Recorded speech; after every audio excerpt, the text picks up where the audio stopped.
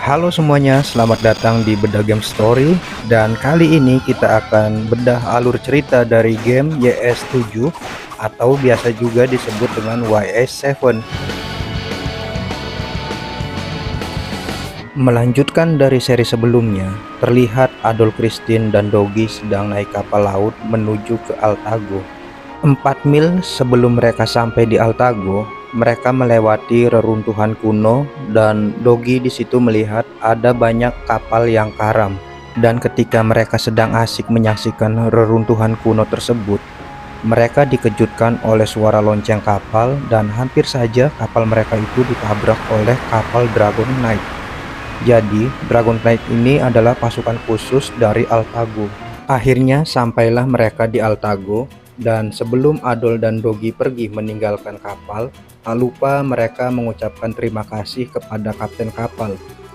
Kapten berkata, "Aku akan segera pergi setelah selesai membongkar muatan. Berhati-hatilah kalian di sini, karena kota ini cukup berbahaya, terutama untuk orang asing." Setelah mengiyakan apa yang dikatakan oleh kapten, akhirnya Aldo dan Doggy pun segera pergi untuk mengelilingi kota Altago.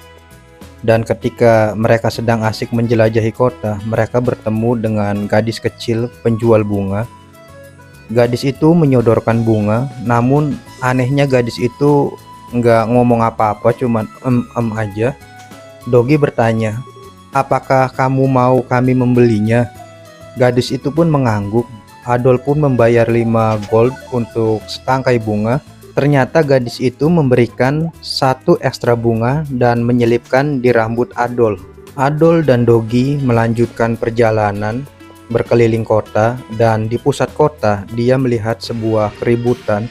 Di situ ada seorang gadis penjual bunga yang lain yang sedang adu argumen dengan Dragon Knight. Pasalnya gadis itu sudah dilarang berjualan di pusat kota, tapi tetap aja ngeyel. Ketika perdebatan itu memanas, datanglah gadis kecil yang baru saja menyelipkan bunga ke kupingnya Adol, dan gadis kecil itu langsung menendang kaki dari komandan Dragon Knight. Hal itu menyebabkan komandan marah dan mulai mengerjai gadis kecil yang ternyata namanya itu Maya. Jadi taunya nama Maya itu karena gadis yang satunya lagi itu manggil dia Maya. Melihat Maya diperlakukan semena-mena oleh Dragon Knight, Adol dan Doggy langsung berusaha untuk menghentikan mereka. Namun, Dragon Knight merasa kesal dan melihat rambut Adol yang berwarna merah. Dragon Knight yakin kalau Adol adalah pendatang dan menyuruh anak buahnya menangkap mereka berdua. Adol dan Doggy pun yang merasa bingung tidak punya pilihan. Meskipun gadis penjual bunga sudah berusaha menghentikan Dragon Knight, tapi mereka tidak peduli. "Ini kan urusannya sama saya," kata gadis itu. "Yang harusnya bermasalah itu saya dan harusnya ya cukup diselesaikan dengan saya."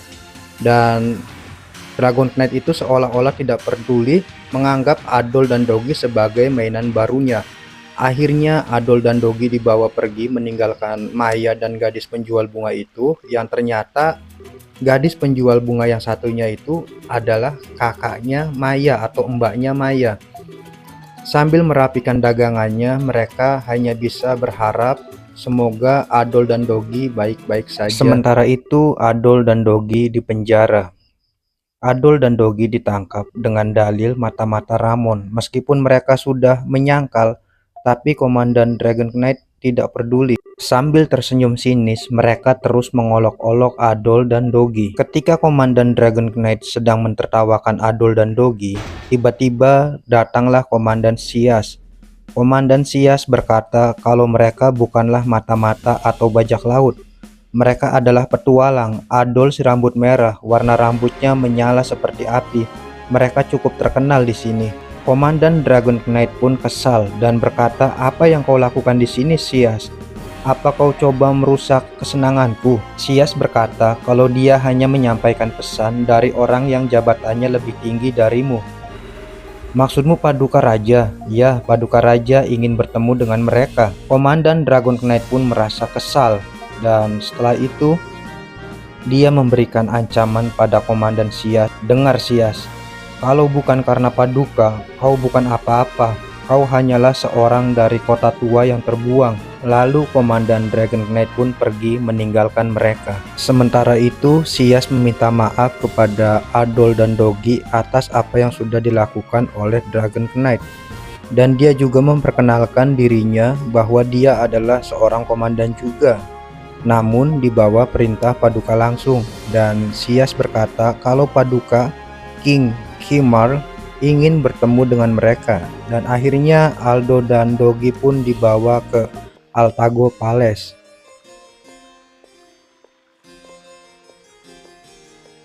Sesampainya di Altago Palace, Sias membawa mereka menemui Paduka Raja. Raja pun memperkenalkan diri dan meminta maaf atas apa yang dilakukan oleh Komandan Dragon Knight yang ternyata bernama Raud. Raja pun mengaku sudah banyak mendengar petualangan dari Adol dan Dogi, dan di sini juga Raja ingin meminta tolong kepada Adol dan Dogi. Jadi beberapa hari yang lalu terjadi gempa bumi di Altago yang sebenarnya itu cukup jarang. Dari gempa bumi itu terbukalah sebuah kuil kuno. Raja sudah memerintahkan beberapa Dragon Knight untuk menyelidiki, dan mereka berkata tidak ada sesuatu yang aneh. Makanya Raja ingin menyuruh Adol dan Dogi sebagai seorang petualang dan memberitahukan apa yang sebenarnya terjadi. Dan Adol dan Dogi pun menyetujui apa yang menjadi permintaan sang raja. Setelah semua basa-basi itu, akhirnya Sias membawa mereka keluar istana dan memberikan petunjuk arah menuju ke arah kuil tersebut. Sebagai rasa terima kasih telah menerima permintaan sang raja, Sias memberikan senjata yang biasa digunakan oleh Dragon Knight. Karena senjata ini jauh lebih kuat dari senjata Adol dan Dogi. Senjata ini dilapisi oleh sebuah kekuatan yang biasa disebut dengan istilah Dragon Energi. Tak lupa Sias juga memberikan peta Altago pada Adol dan Dogi. Setelah itu mereka pun pergi ke arah barat laut sesuai dengan petunjuk dari Sias. Setelah melewati berbagai rintangan, akhirnya mereka sampai di kuil yang dimaksud, atau juga biasa disebut dengan nama Shrine of Origin, dan mereka pun mulai menelusuri kuil tersebut. Di dasar kuil, mereka menemukan sebuah prasasti, dan prasasti itu ternyata bereaksi kepada Adol. Ketika Adol mendekati prasasti tersebut, prasasti itu mengeluarkan cahaya. Lalu prasasti tersebut mengeluarkan sebuah pesan. Adol dan Dogi mendengarkan apa yang disampaikan oleh prasasti tersebut dan bermaksud menyampaikan ulang pesan yang disampaikan oleh prasasti kepada Paduka Raja. Namun, ketika mereka baru saja mau meninggalkan prasasti tersebut, tiba-tiba di situ muncul seekor monster. Monster ini adalah monster kura-kura berkepala dua.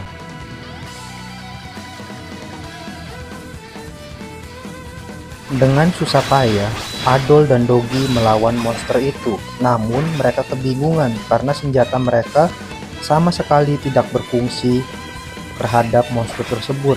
Dan di tengah kebingungan, tiba-tiba prasasti itu kembali mengeluarkan cahaya, dan cahaya itu keluar dari dalam prasasti menghampiri tubuh Adol dan memberikan sebuah kekuatan baru kepada Adol.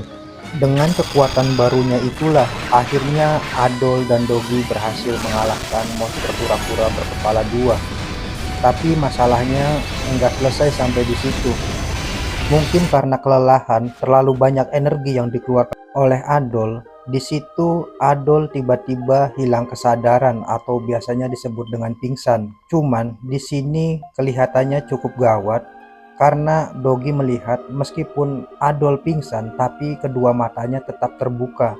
Dan di saat panik itulah tiba-tiba datang mbaknya Maya yang waktu itu jualan bunga. Mbaknya Maya ini ngapain ya di dalam gua ya? Mbaknya Maya ini datang dan langsung menolong Adol. Di situ mbaknya Maya berkata ini cukup bahaya karena Adol tetap terjaga meskipun kehilangan kesadarannya. Matanya tetap terbuka. Maka dari itu mbaknya Maya ini memberikan sebuah bunga yang dapat memberikan efek tidur kepada orang yang mencium aroma bunga tersebut, dan akhirnya mata Adol pun terpejam. Begitu Adol membuka mata, dia sudah berada di sebuah ruangan dengan kondisi tubuhnya terbaring di atas kasur, dan di sebelahnya ada Maya, gadis kecil penjual bunga. Tak lama mbaknya Maya datang dan melihat kondisi Adol yang sudah mulai siuman. Mbaknya Maya memperkenalkan diri. Namanya adalah Tia. Setiap hari dia berjualan bunga dan tanaman obat. Nah, ketika dia sedang mencari tanaman obat di dalam kuil, dia melihat Adol yang sedang pingsan, lalu segera melakukan pertolongan pertama. Tia meminta tolong Dogi untuk mengangkat Adol ke rumahnya yang berada di kota lama Altago supaya bisa dilakukan perawatan secara lebih baik. Setelah itu, Tia memberikan obat yang membuat tubuh Adol kembali segar. Tak berapa lama Dogi datang dan menanyakan kondisi Adol. Setelah mengetahui kalau Adol baik-baik saja, akhirnya mereka segera berpamitan ke Tia dan Maya. Di luar mereka kembali membahas tentang suara misterius dari prasasti dan kekuatan baru Adol yang didapatkan dari prasasti. Mereka sama sekali tidak tahu apa yang terjadi. Akhirnya mereka memutuskan melanjutkan kembali rencana awal, yaitu melaporkan kejadian tersebut kepada Baginda Raja. Di dalam istana, sebelum mereka berjumpa dengan Raja, mereka berpapasan dengan dua orang yang terlihat tidak menyukai mereka. Yang satu seorang kakek tua dan yang satu lagi seorang yang berotot. Dua orang itu berkata kepada Adol dan Dogi dengan nada kesal, "Kau pasti orang yang dimaksud Raja. Raja boleh saja menerimamu, tapi kau tetap orang asing. Kami tidak menerima orang asing." Setelah itu mereka pun berlalu. Di tengah kebingungan Adol dan Dogi, tiba-tiba Sias datang dan memberitahu mereka kalau yang barusan mereka temui adalah Perdana Menteri Orbus dan Jenderal Dreisen, pemimpin dari Dragon Knight. Sedangkan Perdana Menteri Orbus adalah ayah dari Komandan Raud, orang yang telah memenjarakan kalian. Lalu Sias bertanya, "Kenapa kalian di sini? Apakah kalian telah menemukan sesuatu di kuil?" Adol dan Dogi pun mengangguk. Lalu Sias segera membawa mereka menghadap sang raja. Di hadapan Paduka Raja, Adol dan Dogi menceritakan apa yang mereka temukan, termasuk kekuatan Adol yang bisa mengalahkan monster kura-kura raksasa berkepala dua. Paduka Raja tidak terlalu paham dengan fenomena apa yang sedang terjadi, tetapi mungkin saja kekuatan Adol itu adalah sesuatu yang disebut dengan dragon, kekuatan kuno yang melindungi kerajaan ini. Dogi berkata kalau mereka memang menggunakan senjata yang mengandung dragon energi, tetapi menurut Paduka Raja itu adalah sesuatu yang berbeda. Paduka berkata, "Maukah kalian kukenalkan dengan seseorang yang lebih memahami hal ini?" "Tentu saja," ucap Adol. "Pergilah kalian menuju ke desa Sanoa, temui kepala desa Fatimah." Namun belum selesai Paduka Raja menyampaikan kalimatnya, tiba-tiba beliau batuk dan terjatuh. Sias langsung meraih Paduka dan berkata jangan terlalu memaksakan diri. "Tidak," ucap Paduka, "aku juga penasaran dengan hal ini.